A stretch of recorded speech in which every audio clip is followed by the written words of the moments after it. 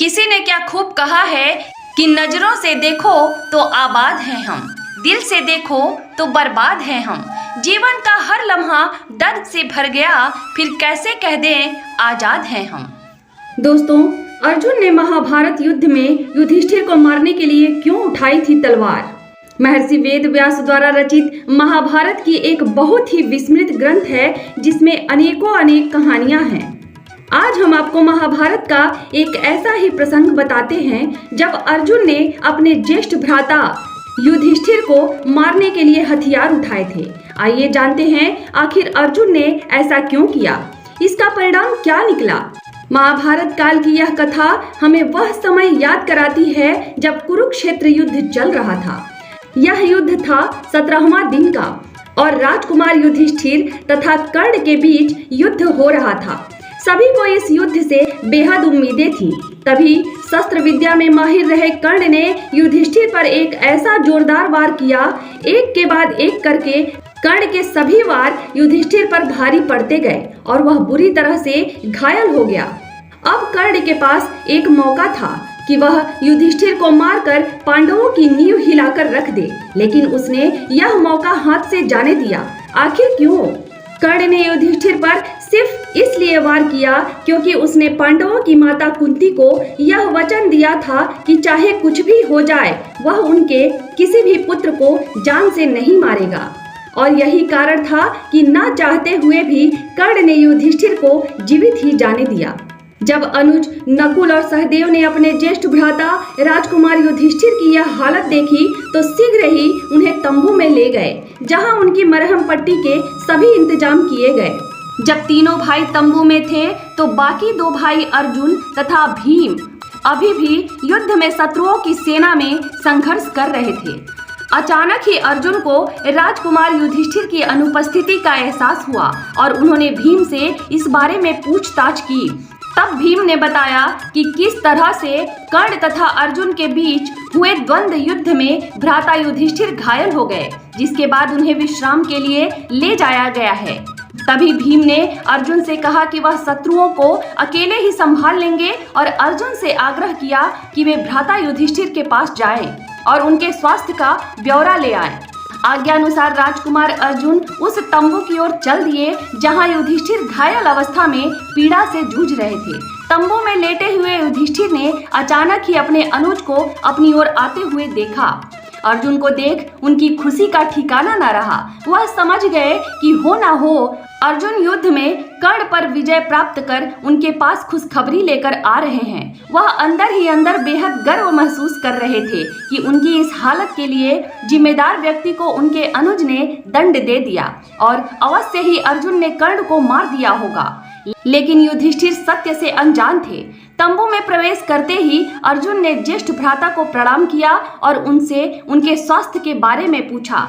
लेकिन इससे ज्यादा तो युधिष्ठिर इस बात को सुनने के लिए ज्यादा उत्तेजित हो रहे थे कि अर्जुन ने कर्ण को मारा या नहीं। लेकिन तभी राजकुमार अर्जुन द्वारा वहां आने का असली कारण व्यक्त किया गया। उन्होंने बताया कि कैसे भीम ने युधिष्ठिर को घायल होने की खबर सुनाई, जिसके बाद वह दौड़े दौड़े उनकी स्थिति का ब्यौरा लेने आ गए। अर्जुन के मुख से सच्चाई सुनते ही युधिष्ठिर अपना आपा खो बैठे। वह सच उनकी भावनाओं को ठेस पहुंचा रहा था। उन्हें ऐसा महसूस हुआ मानो कोई उनके सम्मान को तीर के समान चीरता हुआ जा रहा हो। वे बेहद क्रोधित हो उठे और बोले, तुम यहाँ केवल मेरे घावों के बारे में पूछने के लिए आए हो या फिर उन्हें और कुरेदने आए हो? तुम किस प्रकार के अनुज हो जो अब तक अपने ज्येष्ठ भ्राता के अपमान का बदला नहीं ले सके?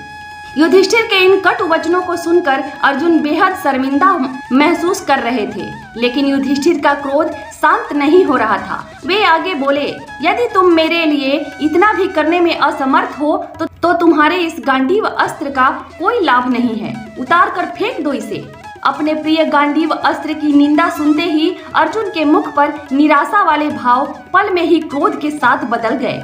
वह संसार में किसी भी प्रकार की निंदा सुन सकते थे, लेकिन उनके गांडीव के बारे में कोई भी एक अपशब्द बोले यह उन्हें बर्दाश्त नहीं था।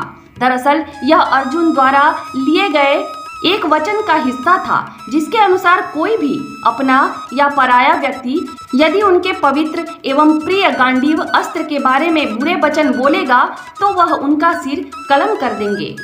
यही कारण था कि युधिष्ठिर द्वारा गांडीव की निंदा करते ही अर्जुन ने अगले ही पल अपना गांडीव उठाया और क्रोध भरी आंखों से युधिष्ठिर को मारने के लिए आगे बढ़े। तभी श्री कृष्ण वहां पहुंचे और अर्जुन के इस व्यवहार को देखते ही उन्हें रुकने की आज्ञा दी। श्री कृष्ण राजकुमार अर्जुन का यह रूप देखकर बेहद अचंभित हुए। वे समझ नहीं पा रहे थे कि आखिरकार ऐसी क्या बात हुई जो अर्जुन अपने ही प्रिय भाई युधिष्ठिर के प्राण लेने को तैयार हो गए। तत्पश्चात अर्जुन ने उन्हें घटना का सार बताया और फिर श्री कृष्ण को समझ आया कि आखिर बात क्या थी। उस समय भगवान श्री कृष्ण ने अर्जुन को समझाया और बोले, हे अर्जुन, मैं तुम्हारे अपने गांडीव के संदर्भ में लिए गए वचन का सम्मान करता हूँ। वचनानुसार तुम्हें अपने ही ज्येष्ठ भ्राता को मार देने का पूरा हक है, परंतु धार्मिक संदर्भों में यह पाप है। लेकिन दूसरी ओर अर्जुन भी अपने वचन से मजबूर थे। उनकी मनसा को और गहराई से समझते हुए श्री कृष्ण बोले, अर्जुन, यदि तुम्हें अपने वचन को पूरा करना है तो इसका एक अन्य साधन भी है। माना जाता है कि अपनों से बड़ों का अनादर करना उन्हें मृत्यु दंड देने के समान होता है। यदि अभी तुम अपने ज्येष्ठ भ्राता का अपमान करो तो तुम्हारा वचन पूरा हो जाएगा। श्री कृष्ण की आज्ञा अनुसार अर्जुन ने अगले ही पल युधिष्ठिर का तिरस्कार किया। अपने द्वारा किए गए इस अनादर को अर्जुन सहन ना कर सके और इस बार अपने ही प्राण लेने के लिए उन्होंने अपनी तलवार उठा ली। लेकिन भगवान कृष्ण ने उन्हें ऐसा करने नहीं दिया।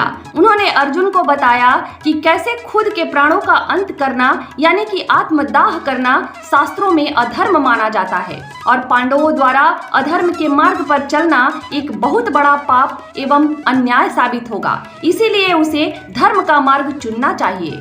इसके साथ ही श्री कृष्ण ने कहा कि आत्म प्रशंसा आत्मघात के समकक्ष है। इसलिए तुम दूसरों के सम्मुख अपनी वीरता की खुलकर तारीफ करो, जिससे तुम्हारा वचन पूरा हो जाए। श्री कृष्ण के इन वचनों को सुनकर धीरे धीरे राजकुमार अर्जुन का क्रोध शांत हुआ और उन्होंने खुद के सिर पर रखी उस तलवार को नीचे उतारकर फेंक दिया। इस प्रकार भगवान कृष्ण के निर्देशों से राजकुमार अर्जुन का वचन पूरा हुआ और साथ ही वह किसी भी प्रकार का अधर्म करने से बच गए। अगर आप लोगों को यह कहानी थोड़ी सी भी अच्छी लगी हो तो लाइक करें, अपने दोस्तों के साथ शेयर करें और मेरे चैनल को सब्सक्राइब करें। कमेंट करना ना भूलें। वीडियो को देखने के लिए बहुत बहुत धन्यवाद।